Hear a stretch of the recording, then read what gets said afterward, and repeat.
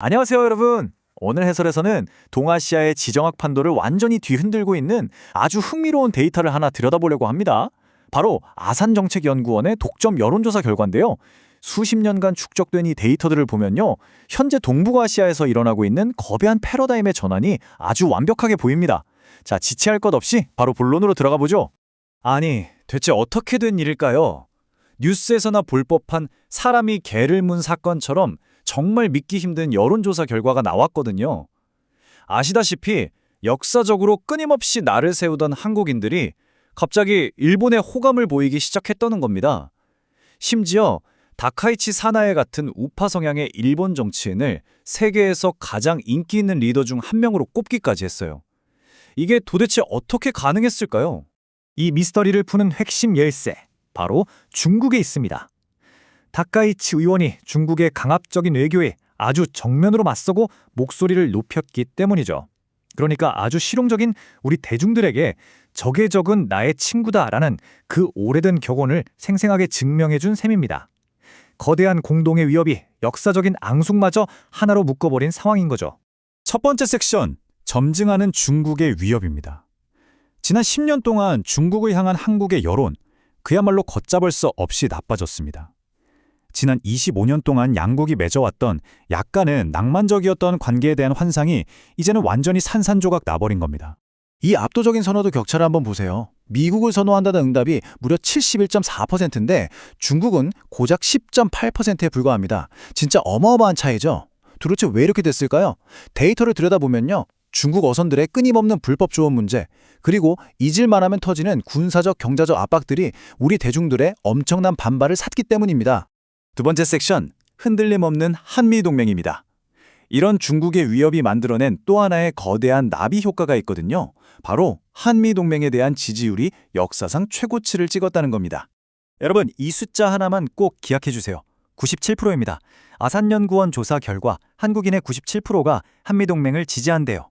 이게 얼마나 대단한 거냐면요. 통계학적으로 오차 범위가 한 3% 정도 되니까 사실상 대한민국 국민 거의 100%가 만장일치로 한미동맹을 든든하게 밀어주고 있다는 뜻입니다. 정말 말도 안 되는 놀라운 수치죠. 근데 여기서 아주 중요한 뉘앙스를 하나 짚고 넘어가야 합니다.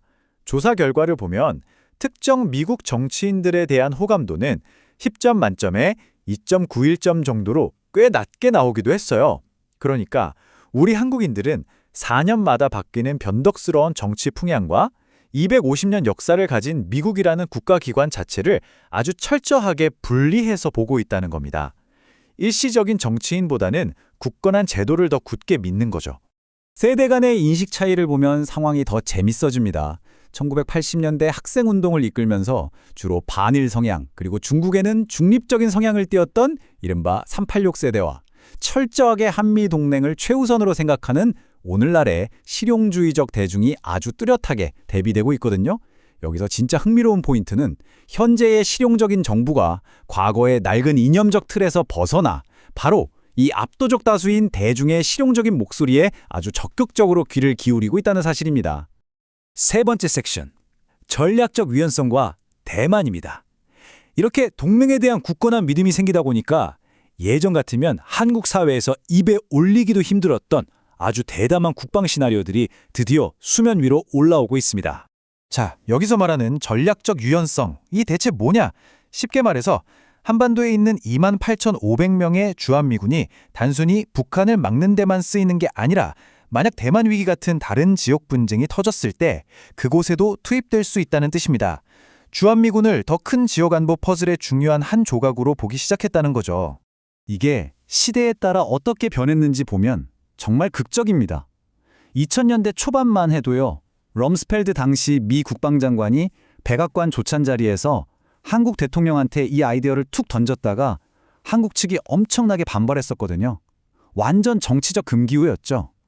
그런데 지금 2020년대는 어떨까요? 이 주제가 아주 개방적이고 진지하게 논의되고 있습니다. 미래의 영내 공동행동을 실질적으로 준비하는 단계까지 온 거예요. 네 번째 섹션, 중견국 그 이상입니다. 이런 역동적인 변화들이 한국의 정체성을 완전히 새로 쓰고 있습니다. 예전에는 강대국들 사이에서 이른바 균형자 역할을 하겠다고 했지만 이제 그런 수동적인 옷은 과감히 벗어던지고 있는 거죠. 이 분위기를 딱 한마디로 요약해주는 발언이 하나 있습니다. 현재 한국에서는 중견국이라는 단어를 잘 쓰지 않는다.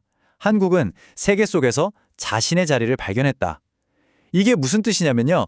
한국이 더 이상 애매한 모호성이나 방어적인 태도 뒤에 숨지 않겠다는 겁니다. 글로벌 무대에서 스스로 목소리를 내고 집단적인 책임을 다하겠다고 당당히 선언한 거죠.